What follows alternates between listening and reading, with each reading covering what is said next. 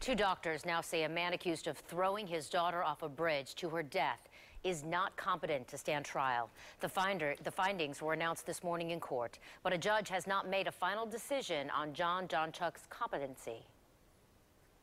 I want to leave it in the hands of God. Pretty sure God's not going to be representing you in this case? That was John Jonchuck facing a judge just hours after authorities say he threw his 5-year-old daughter, Phoebe, off a St. Pete bridge last month. If the court does find him incompetent to stand trial, he will likely be sent to a hospital for 6 months for evaluation before his case would return to court. Meanwhile, the attorney who called the DCF hotline with concerns about John Jonchuck's mental health is speaking out tonight. I-Team Investigator Adam Walser first interviewed Genevieve Torres about how DCF mishandled her warning call and this case. He joins us with the details. Adam? Well, Wendy, tonight Torres says she's glad DCF is making changes and taking responsibility for ignoring those warning signs. She just wishes there had been better training in place before little Phoebe's life was taken. There's not a day that goes by I don't think about what happened. In the past month, Genevieve Torres has thought a lot about what went wrong the day Phobe Jonchuck was thrown off a bridge by her father, 9 hours after she called the DCF Child Abuse Hotline. When I sit at a red light or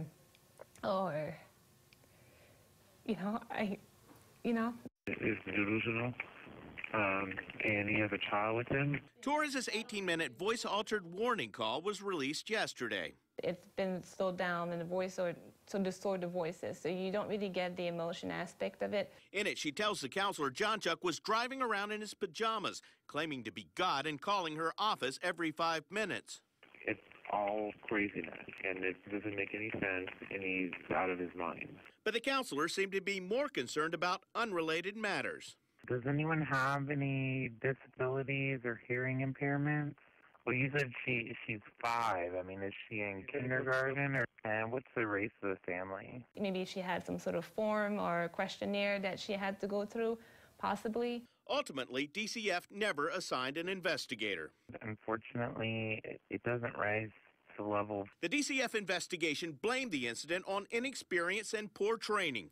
The ABC Action News I-Team has learned the counselor who took the call only had been a hotline counselor for 7 months and is still on the job. She did not face any discipline. Torres hopes lessons learned will be the legacy of little Phoebe's tragedy. Nobody can bring back Phoebe, so let's focus on, what can we do to make sure it doesn't happen again.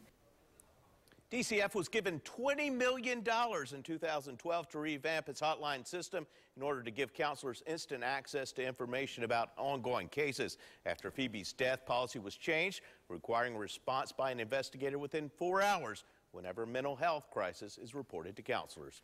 I'm ABC Action News I-Team Investigator Adam Walser, taking action for you.